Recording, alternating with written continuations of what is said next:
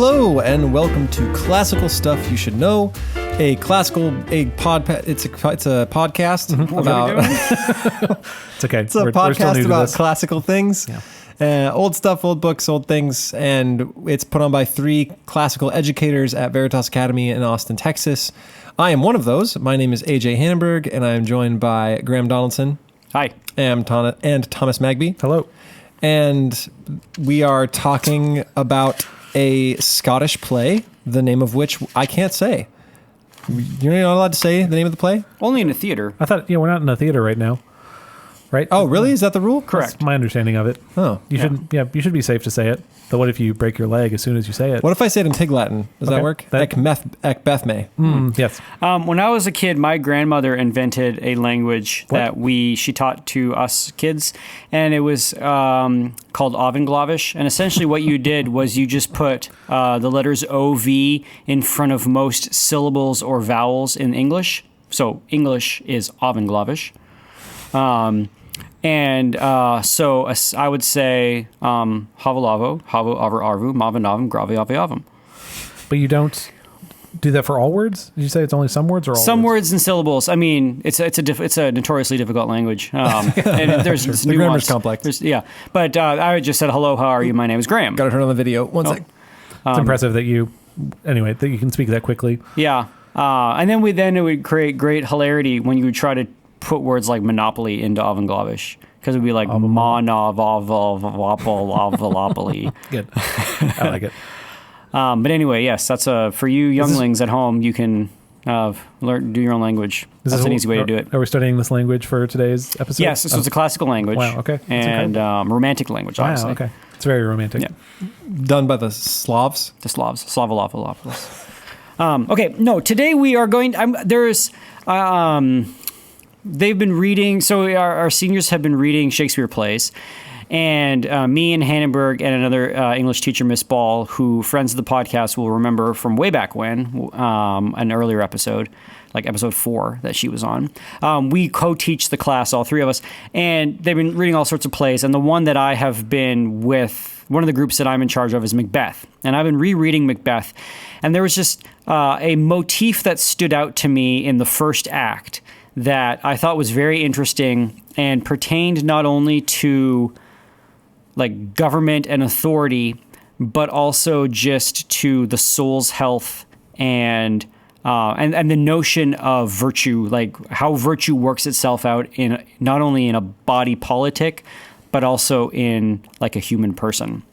So I know that sounds a little convoluted, but so in the first act of Macbeth, so we in earlier podcasts I've said that if you want to do these kinds of analytical interpretations of a play, you can't just pick one example of something and then blow it out of proportion. So, like the dude with the sword in Beowulf, that it's like it's technology. Yeah, exactly. Oh, yeah. Yeah. So that's not fair. But what is totally fair is to, if you can find sort of a heap of arguments, or if you can find a heap of images, and they all sort of work with each other, then you can bring some sort of analytical framework to the story. So the one that exists in the first act of Macbeth, and I'm now reading it very slowly to try to see if it continues its way on. I know it continues its way on in terms of the plot, is this idea of that, of like that a good king brings health to the land, almost like a good farmer. So like the land is going to produce in a healthy way if you have a good leader in charge. And then when you have a bad leader in charge, you're going to get the souls, or you're going to get the desolation of the land. Shakespeare didn't invent this. This, I'm sure, goes way back. Probably the most famous example of this in the Middle Ages is the myth of the Fisher King. You guys know any of this? Know the myth of the Fisher King? Don't think so. So the Fisher King is a king who has been mortally wounded and he's slowly dying. He either got stabbed in the gut or in the groin in some sort of battle. And he can now no longer produce an heir. And so he's dying. And he's not going to have an heir. And because he is mortally wounded and cannot produce an heir, his lands have also no longer produced grain. So like the crops aren't growing, there's a famine. And so it's kind of like symbolic of the king's infertility. And so the king spends his days going down to the waters to fish, to try to get enough food to feed his people. And of course, fishing is an incredibly fickle thing. You can't really plan your fishing, and you either like get a lot or you don't. It's a lot, it's less reliable than crops. So the Fisher King is kind of this sad story. And then it's part of the Arthur Grail romance. And eventually, whichever knight finds the Grail on his way back to bringing it to Arthur, like takes a detour and goes and pours some of the Grail, liquid from the Grail sauce. Onto the king. Grail sauce. Grail sauce. Gross. And it heals the Fisher King, and all of a sudden the king who could no longer produce an heir and his lands were dying is now healed because of the Grail that represents Christ or Mary or whatever. Anyway, so there's a passage in what got me cued into this is a scene where when Duncan is going to give Macbeth all of the spoils of battle. Do you want to give a brief? Yeah, okay, a little bit. Okay, so Macbeth. So a little overview of the play. So this is a play where Macbeth and Banquo are coming back from war, and they are these nobles, these thanes, and there was a rebellion. The Norwegians were Norwegians were invading, and then there was this thane of Cawdor who was allied himself with the Norwegians, and Macbeth and Banquo come in and they absolutely throw down and win the war for King Duncan. And they kill all the rebels and all this kind of stuff. Well, Macbeth and Banquo are coming home, and 3 witches appear, and they have beards. They got beards. So these really? elderly women. Yeah, he says, Yeah. you should be women, but your beards forbid me to say that you are so. Or Exactly, something yeah. like that. He's You're- like, I think you're ladies, but pretty hairy. beards. Actually, I think that plays into this idea of like nature and natural order of things, that the witches are very Unnatural. earthy, but also sort of like go back and forth between what's natural and orderly, but then what's also completely disorderly. They're using natural things like frog's foot and toes and stuff for ways other than they are intended in order to do wicked things. And their forms are hard to tell, and they're also like these creatures that like slip in and out of ephemerality, like they disappear, and that's not natural. Anyway, so these witches come and they say, "What's up, Macbeth? You are going to be Thane of Glamis." And Macbeth's like, "I already am." And it's like, "Are you going to be Thane of Cawdor?" Yeah, news to nobody. And he's like, "You're going to be Thane of Cawdor." And he's like, "Okay." "And you're going to be king hereafter." And Macbeth immediately goes, "Whoa, that's crazy. Does that mean I'm going to kill the king?" Which is like, I don't know why that's Macbeth's first thought, but anyway.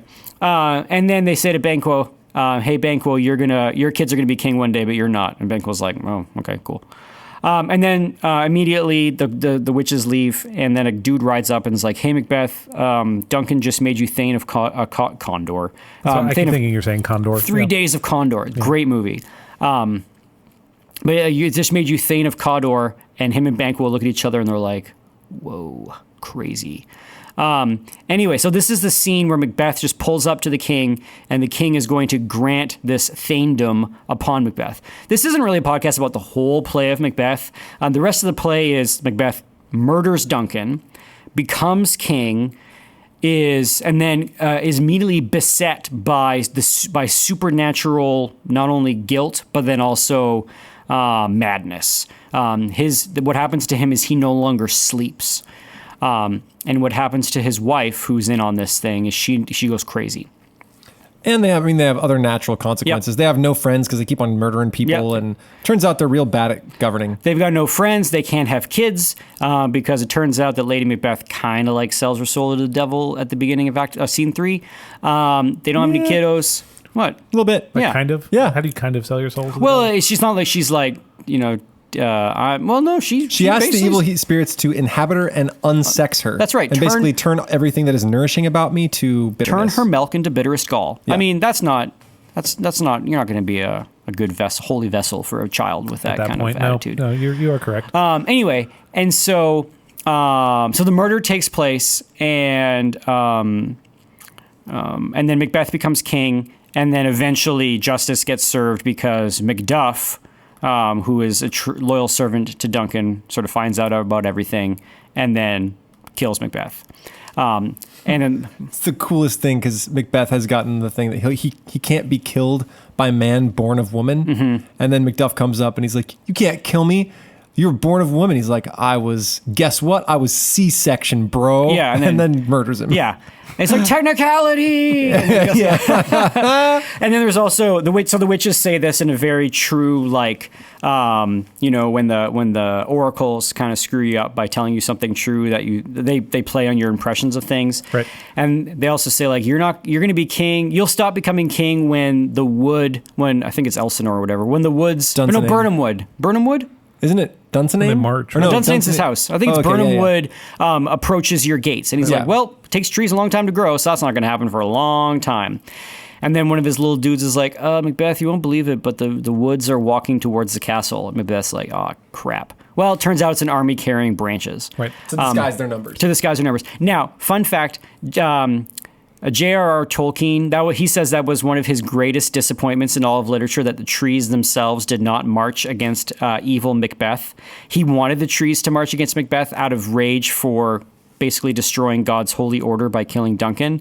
And that's why he created the Ents in Lord of the Rings. So he could have trees that throw down. Actually walk. Good.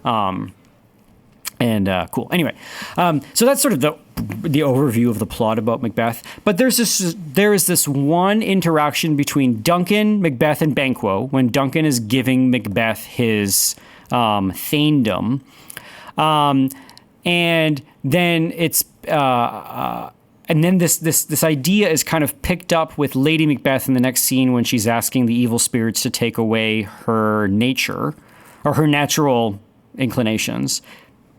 And then something that happens when Duncan is killed. So here it is. Okay.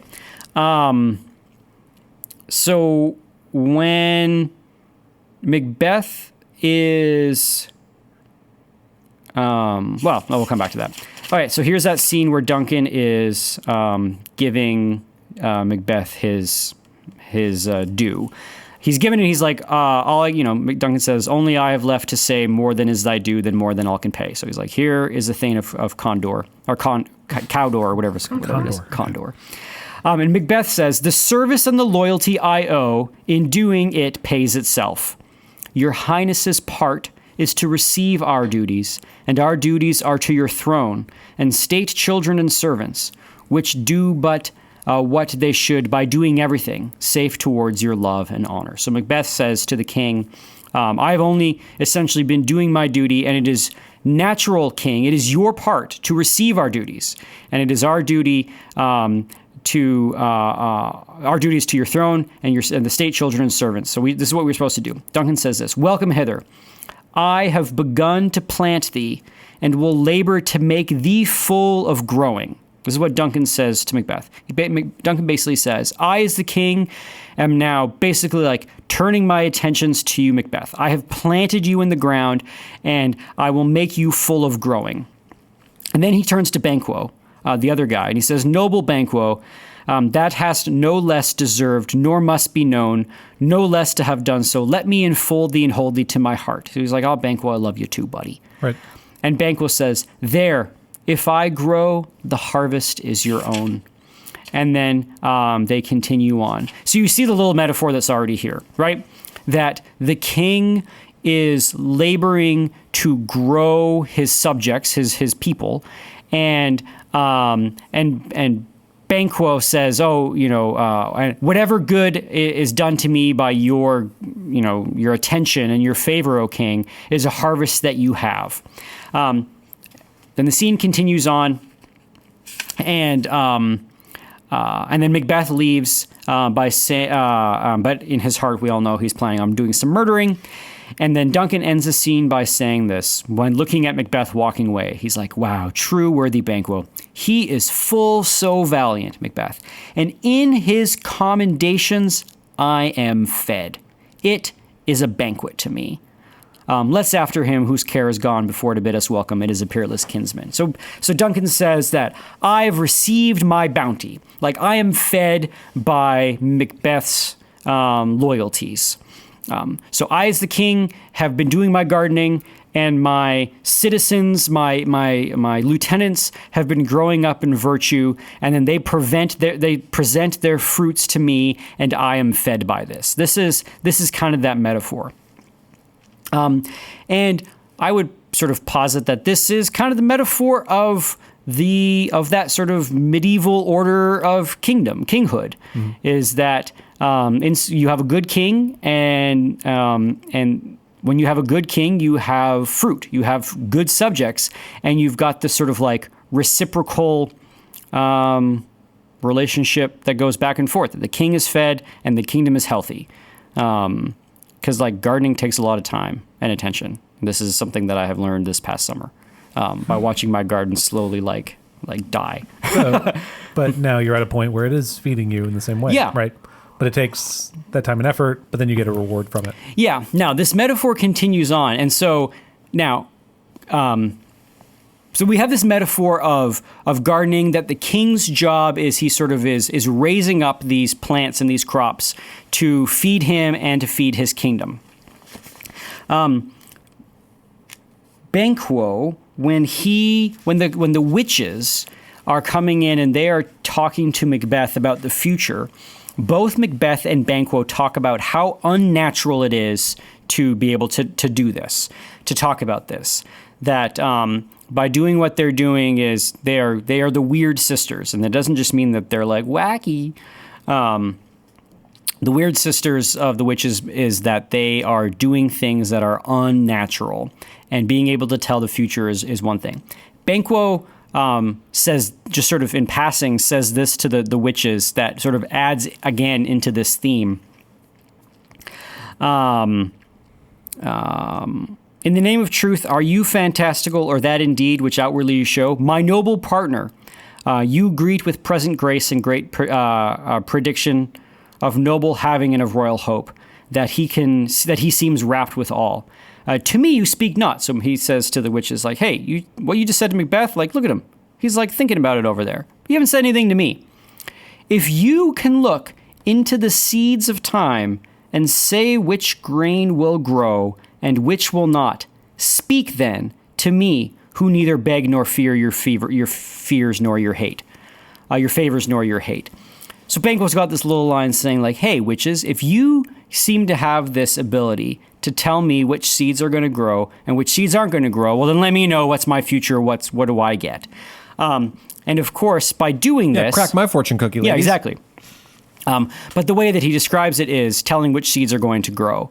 And by doing this, by trying to sort of jump the natural way of things. So the natural way of things is you don't know which seeds are going to grow and which seeds are. And so what you do is you plant a lot of them. And you plant lots of seeds, and the ones of success you sort of baby, and you let those ones go, and the rest of the seeds that aren't going to make it, because it's true, every seed that gets planted isn't going to grow into, a tomato plant or whatever. And so the natural order of things is to let it unfold as it should. But we as human beings don't want to do that. We all have this desire to be able to have assurance of the future, especially when we're talking about power and money and status and this kind of stuff. And so Banquo and Macbeth, when presented with the opportunity to step outside the natural order of things, know the future, someone tells them, hey, I can predict the future, and that sort of seduction... it ends up badly for them, right? Yes. By knowing the future, this is a bad thing. So it's like one of those weird self-fulfilling prophecies. Would Macbeth have made any motion to become king if the sisters hadn't said anything? Exactly. Now, Macbeth so quickly turns his attention... as soon as the witches like whisper, hey, you're going to be king hereafter, Macbeth's like, is it true? Am I going to murder Duncan?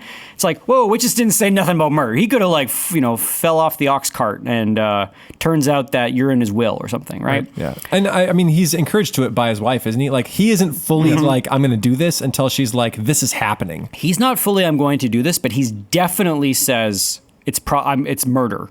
Yeah. In fact, he decides it's going to be murder before he goes to his wife, because Duncan, in the next scene before Macbeth goes to talk to his wife, Duncan's like, hey, guess what? My son Malcolm is going to be king.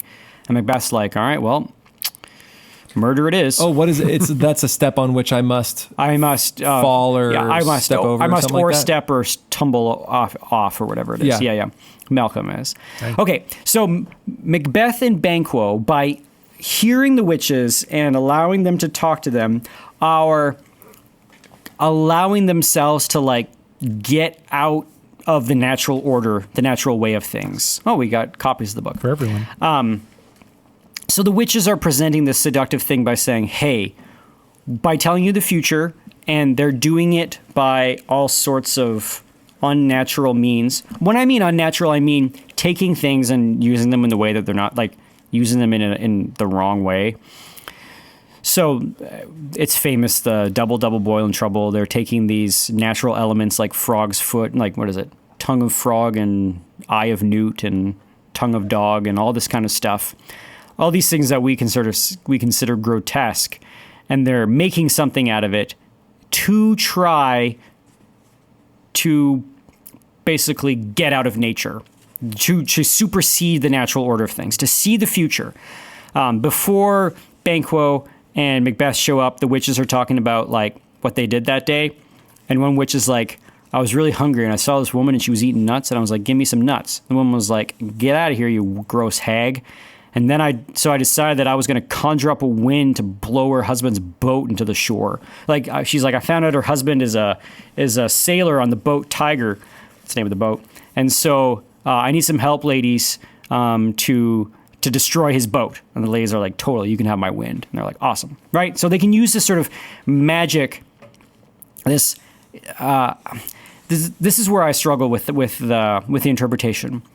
Are the witches using natural? Are they like? No, clearly they're outside the bounds of natural order. They are wicked. They are not like using God's holy order the way it was intended. Is that fair? Okay, it sounds like. Okay, so then, so here they are, and they are sort of on the outside of nature or at the margins of nature, and they're giving Macbeth and Banquo the option to know things unnaturally. Okay. That conversation between Duncan and Macbeth is kind of a defense or kind of a little picture of how things ought to work in power structures in society. There are those in authority, there are those under authority, and those in authority should be good and should work towards the goodness of their people. And when gardeners. Yep. And then the people who are the plants will produce fruit and life and health, and that is not only going to be good for the king, but it is also going to be good for the kingdom. So that's the natural order of things. That's how, at least in the medieval Christian mind, God set up the world to work. So when we talk about the divine right of kings, which is that thing we all learn in ninth grade history, or at least that's where I learned it, in ninth grade history is like this great, terrible thing that the glorious French Revolution finally rid us of. Sorry, my sarcasm runs deep on that. I hate the French Revolution. That's what we're talking about. That's what we mean when we say the divine right of kings. It's not just that, like, all the men of society were like, hey, if we can convince all these morons to believe that our kids are the best thing ever, then we can keep our power. Like, that's the cynical way to look at it. The non-cynical way to look at it is there needs to be those in control. There needs to be some sort of authority structure. And so those in authority need to be good and work towards the health of their subjects. And those who are subject need to work towards the health of the monarch. And these two things need to go back and forth. And when these things break, then you have a whole host of problems. When the subjects are wicked but the monarch is good, you're going to have friction. When the monarch is bad and the subjects are good, you're going to have friction. And there's all sorts of Shakespeare. When the monarch is bad and the subjects are bad, you have Crete. Yeah, exactly. So this is sorry, I just read the Bible verse where they said there's no. Where good he's Cretans. like, it's an axiom that Cretans are like all liars and thieves and basically scumbags, and he goes, "This is true, so be on your guard." Like in the Bible, it how do you talks read that? And like, if you live on Crete and you're a Christian, like, how do you preach that verse? You own Crete is notorious. We still call people Cretans. I know, it's terrible. Poor Cretans. Unless they earned it, isn't that the... apparently they earned it.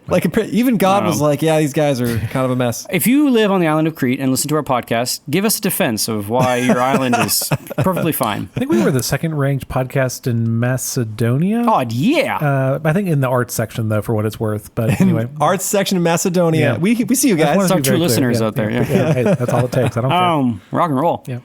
Where was I? Oh, yeah. So this is a play where you have a bad king and good subjects. Eventually, like Macduff is a good subject. You've got Banquo's a good guy. You have good subjects and a bad king, and the subjects eventually kill the king. And it's not Duncan kill Macbeth, and that's not a bad thing. The play starts off with a rebellion, and Duncan's saying like how it's a good thing that we killed the rebels because if we didn't, they would have brought. What does he say?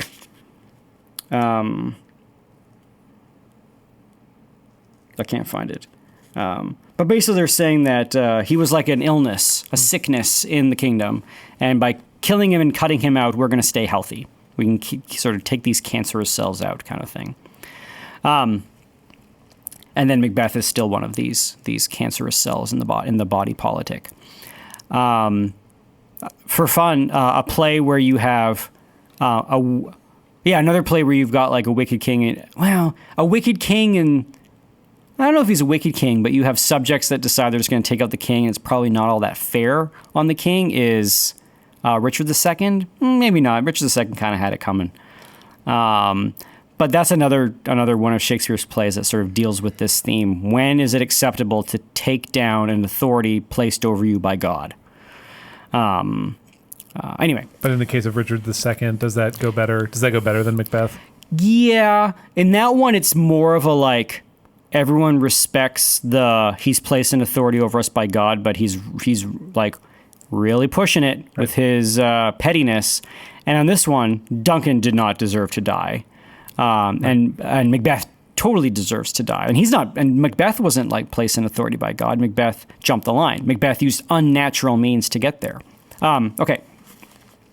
Just to continue on this theme of nature, let's see, is the speech that Lady Macbeth gives in the next scene. So she gets a letter from her husband saying that this has happened, and she's like, oh, Macbeth's never going to kill Duncan. He's too much of a wussy, which is hilarious because the whole couple of acts just talk about how valiant Macbeth is, and there's like some really bloody descriptions about how Macbeth like cuts a dude in half from navel to chops. And so Macbeth is not a wussy. But Lady Macbeth says he doesn't have it in him to murder. She then, very much sounding like one of the witches, gives this speech about how if they're going to do this thing, and if they're going to take the throne, they are going to have to put away their own bodily nature. Lady Macbeth basically says, I need my body to not work in the way that it's intended so that I can ignore all of those things that are going to cause me to stop killing somebody. Because murder is unnatural. Because murder is unnatural. You have to embrace the unnatural to get there. And your body was also, like, your very human nature was set up in a way to not want to do it. So Lady Macbeth calls on the darkness to make her unnatural so that she can go about doing these things. So I'm just going to read that section. Okay. The raven himself is hoarse that croaks the fatal entrance of Duncan under my battlements. Come, you spirits that tend on mortal thoughts, unsex me here, and fill me from the crown to the toe top full of direst cruelty. Make thick my blood. Stop up the access and passage to remorse, that no compunctions visitings of nature shake my fell purpose, nor keep peace between the effect and it. Come to my woman's breasts and take my milk for gall, you murdering ministers. Wherever in your sightless substance you wait on nature's mischief. Wherever in your sightless substance you wait on nature's mischief. Come, thick night, and pall thee in the dunmost smoke of hell, that my keen knife should see not the wound it makes, nor heaven peep through the blanket of the dark to cry, hold, hold. Probably one of Shakespeare's most chillingest passages. It's one of the best speeches in Shakespeare. It's so good. It's so terrifying. And what she is asking for, she's basically like asking like the devil to take away her humanity and give her this unnatural power of lacking remorse and giving her cruelty. Yeah, you ghosts come and make me all freaky and terrible. It's so chilling. She says she wants no light, thick night and palled in the dunness smoke of hell so that no one can see my knife move. So hell smoke it up so that I can't see the wound and heaven can't see me making it.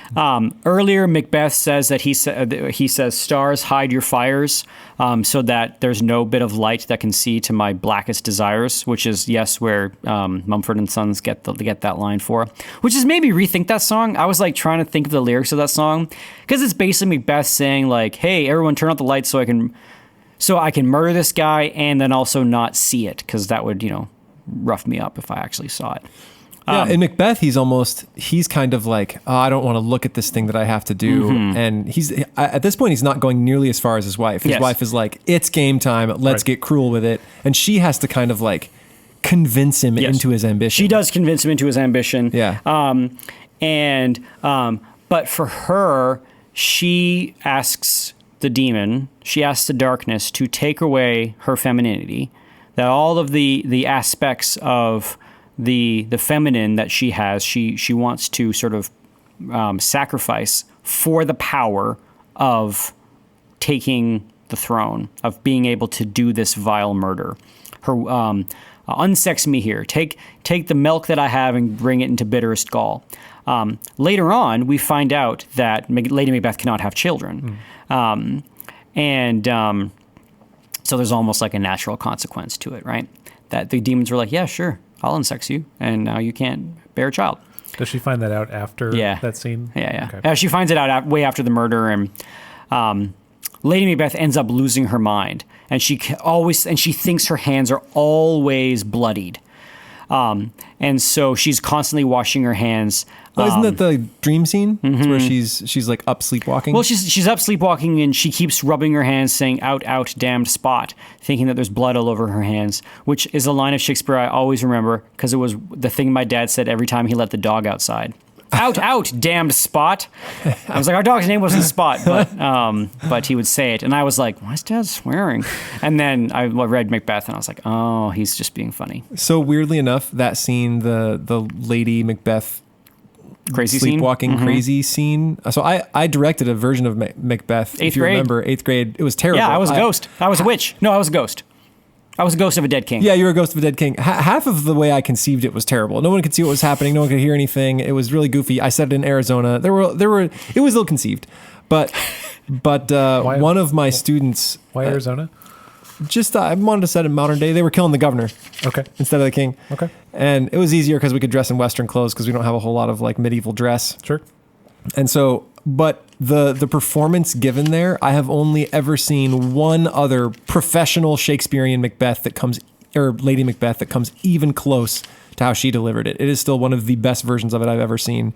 Because I think she had some stage fright, and so there was that vulnerability mixed in with all the rest, and she just absolutely nailed it. And so if you're listening, I still remember that as one of the best deliveries ever. That's when that person was in 8th grade, right? Yeah, 7th or 8th grade. It was like there was that weird vulnerability and switched. It was like watching a woman fall to pieces in front of you. It was awesome.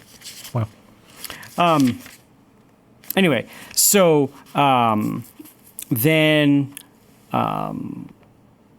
I forgot where we were. Where were we in the story? Out, damn spot. So Lady Macbeth ends up losing her mind, and so she gets.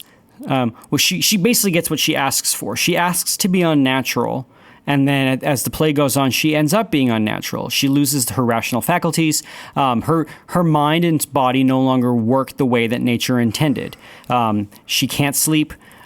She is crazy. She sees things that aren't there, and she can no longer have children. Macbeth himself also loses sleep. He can no longer sleep, and he is beset and by ghosts. They haunt him. But when Duncan gets murdered, there's this scene I was just flipping through it and I couldn't find it fast enough. I don't really know where it is. If you just give me one, maybe it's scene 2.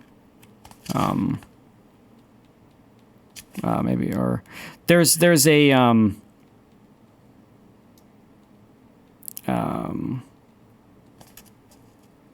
apologies, I can't find it. Anyway, when Macduff gets murdered, the next morning there are like serving people talking about what happened that night, and and it was a crazy night. There was a wild storm that came out of nowhere, like a clear sky, and then all of a sudden lightning and hail and storm, and the animals went nuts.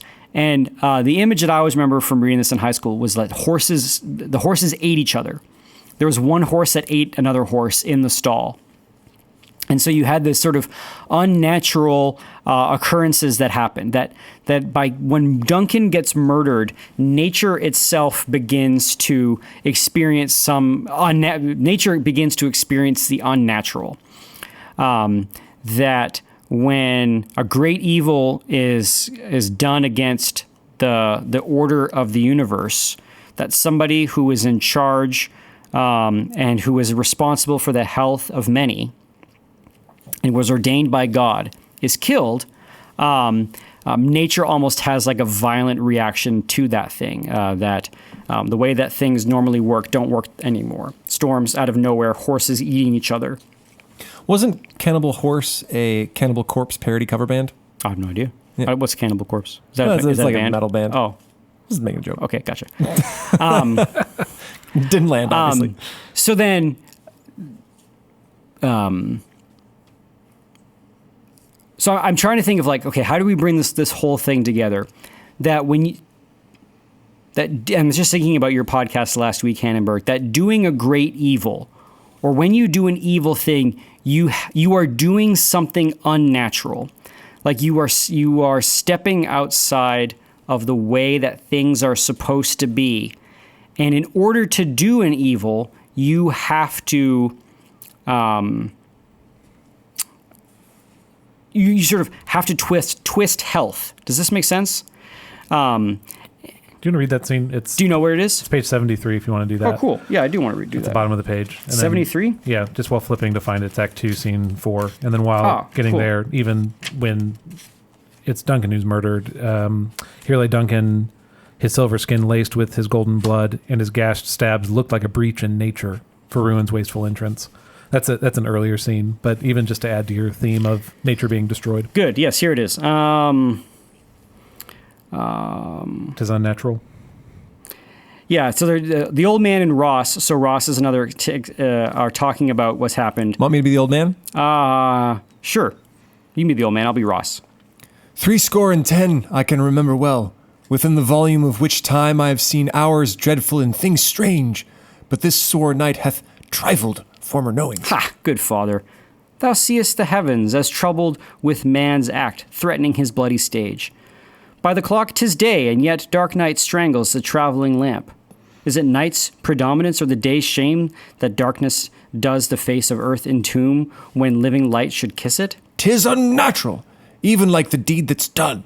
On Tuesday last a falcon, towering in her pride of place, was by a mousing owl hawked at and killed. And Duncan's horse, a thing most strange and certain, beauteous and swift, the minions of their race, turned wild in nature, broke their stalls, flung out, contending against obedience as they would make war with mankind. 'Tis said they eat each other.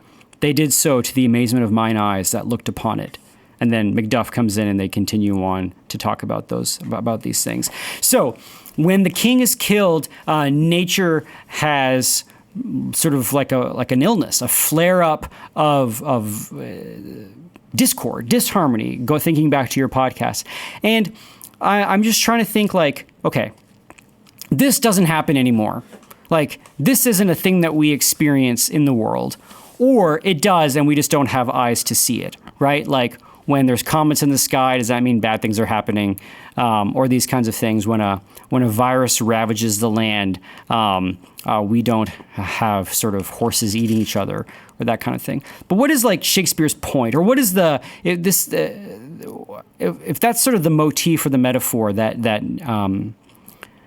nature turns into discord at the killing of a king, to me that sort of makes poetic sense, but I can't quite put into words why I feel like that's like it's an appropriate thing. Like it makes symbolic sense to me that the horses would eat each other after Duncan's murder, but I can't quite figure out why. I think there's several things going on. So one thing that we haven't sort of talked about contained in the attitude toward the divine right of kings, I think we've talked about it on other podcasts, but it was that the job of king was not one that you wanted. Yeah. There's the sword of Damocles. It's a famous tale that says being a king is like having a sword tied by a hair above your head. Never know when you're going to get killed. Solon, the legendary king of, I think, Athens, was press ganged into being king. He didn't want it. He wanted to be a farmer.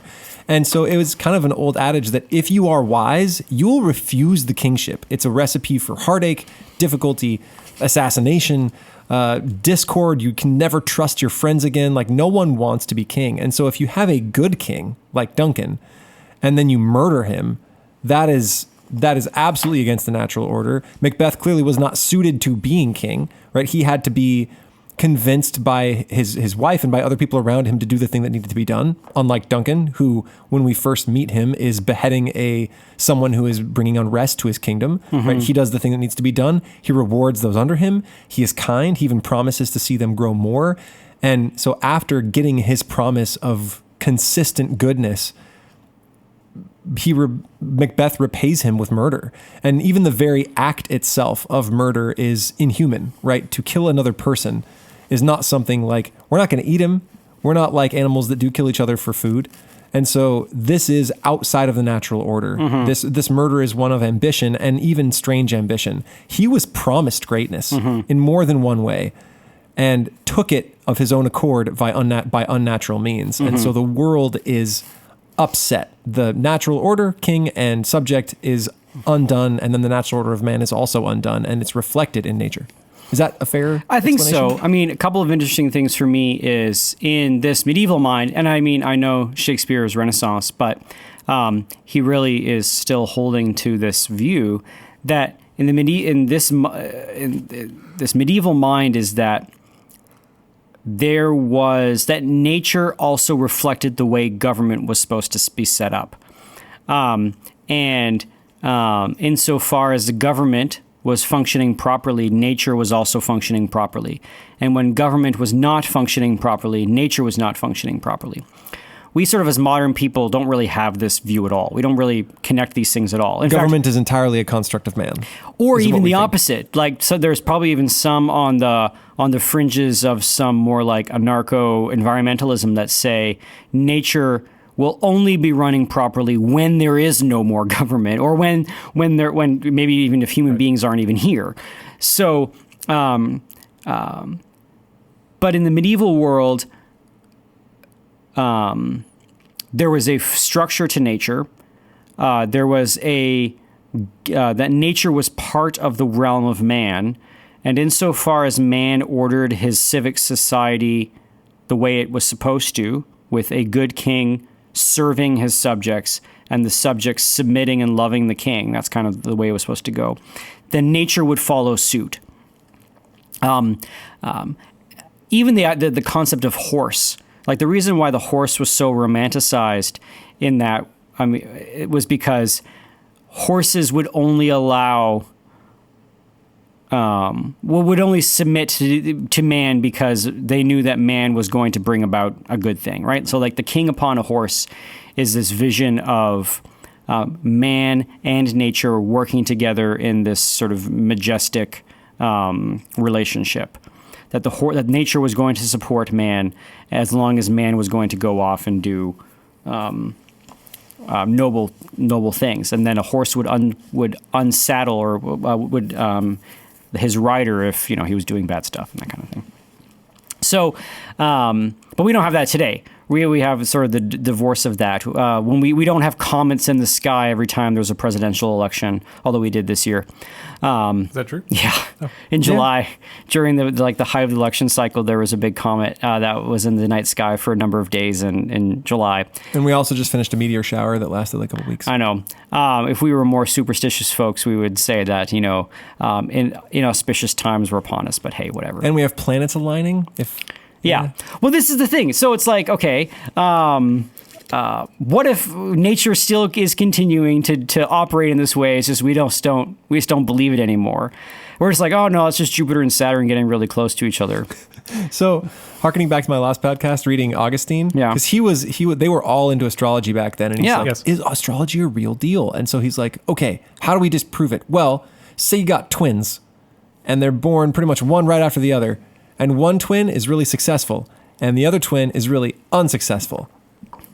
They had the same stars, you guys. No, that was a really important minute. Where the planets became unaligned or whatever. He's like, that twins right there disprove that kind of nonsense. Yeah. And the other sort of interesting thing that this brings up, Megby, is going back to another podcast that you talked about in terms of when we were talking about psychology and the soul's health and right thinking about things. I can't remember which episode that was. Pastoral theology, classical tradition. So then here's Lady Macbeth, who has said, I want to divorce myself from my body in order that I can get power. Yeah.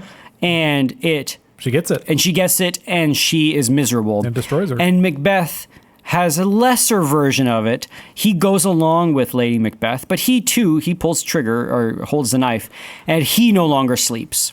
And so he is now living an unnatural existence. And so, I don't know, there is something to think about, like, are there examples of things that happen nowadays where people are willing to give up their very bodies in order to gain power, and then getting it and it not going the way that they thought so? Maybe not their very bodies, but like the natural order of things.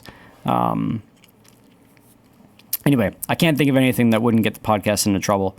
But I don't know about natural order, but like what you're describing is like you go and get your JD and then you work 100 hours a week to make a bunch of money. Is that not? I mean, I guess that's fair. Yeah. A pursuit of wealth that puts human thriving as a lower good than the wealth you generate. Mm-hmm.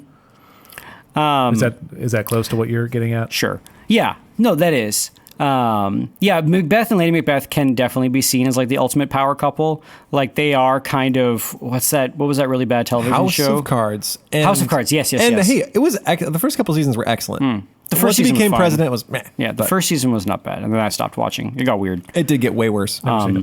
Anyway, but that kind of idea, yes, that in order to gain the ultimate power, going and doing unnatural things. The sort of thesis of this podcast is that interpretation of Macbeth is also buoyed up by the language that Shakespeare uses. Even little things by Banquo saying like, hey, you can see which seeds are going to grow. And Macbeth later on says, my heart is knocking against my ribs in a way that is unnatural. He says, I am Thane of Cawdor. If good, why do I yield to that suggestion, whose horrid image doth unfix my hair, and makes my seated heart knock at my ribs against the use of nature? So there's all these little phrases that are dropped in the sort of the body of language that Shakespeare uses that lead us to say, okay, this is what's at play. This is sort of an interpretive tool that we can use. Shakespeare is giving us, in the words that he chooses, in his diction, he's giving us a lens to interpret the story. And at least for this, my interpretation of this is that to do a great evil, you have to step outside of the natural order of things. And the character of the witches I find so fascinating as these agents that seem to allow people to do this. Like, why are they doing this? What are the witches' motivation? Are they just jerks? is Lady Macbeth like one of them? I don't know. I find that concept of the witch to be a really fascinating one. Are they evil? I mean, they bring about evil ends, but they're almost like catalysts to human evil. Like Macbeth. No, they're totally evil. One asked that lady for nuts, and the lady's like, I don't want to give you nuts. And she's like, I'll kill your husband. Yeah, like, they overreact just a little. And then the other one's like, what do you have? And she's like, I got a thumb from a guy who crashed. Like, I wouldn't say they're exactly wholesome. No, they're not wholesome, but it's like... but if they're evil, they don't exist. Isn't that... It's like, how do they get that way? There's something good to corrupt. Oh, wow. They have really nice beards. Wow. Wonderful. So do they serve a function? Anyway. Fun thing, Graeme, is remember when we were last, we had a podcast before this one that was short-lived and only populated to like, I think, how many people listened to it? Like 3? Yeah.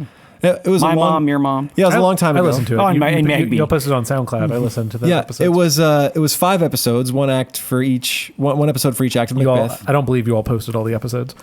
It was not great. Sure. But one of the things we noticed was a repetition of like birds showing up here. Do you remember that? How we like, the birds are a thing.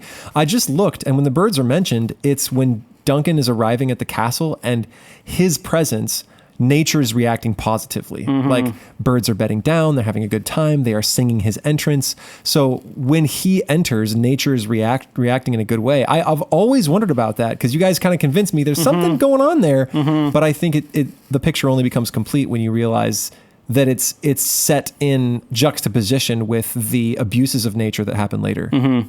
Yes, cool. My point is made. I mean, I don't really have much more to add to it. Just that Shakespeare's cool. Shakespeare's cool. No, your point is about nature, that this establishment of authority in particular, right? And that there are more consequences to throwing that order aside than just you get a different king. There's something that is not at peace in the world itself at that point. Yes. And how do we as people who live in a republican form of government and in a constitutional, that's Canada, that we live in a republican form of government in the United States where we have representative government, like, do we have metaphors that have to do with this? We don't have kings, but I don't know. I'm just like, does that metaphor kind of die with the era of the kings? This idea of that there's a natural order to the universe. Or is nature waiting for a king to return? I was like, oh wait, yes, actually, yeah, it is. And I feel like that's a good end, right? Yeah. Sure. Is that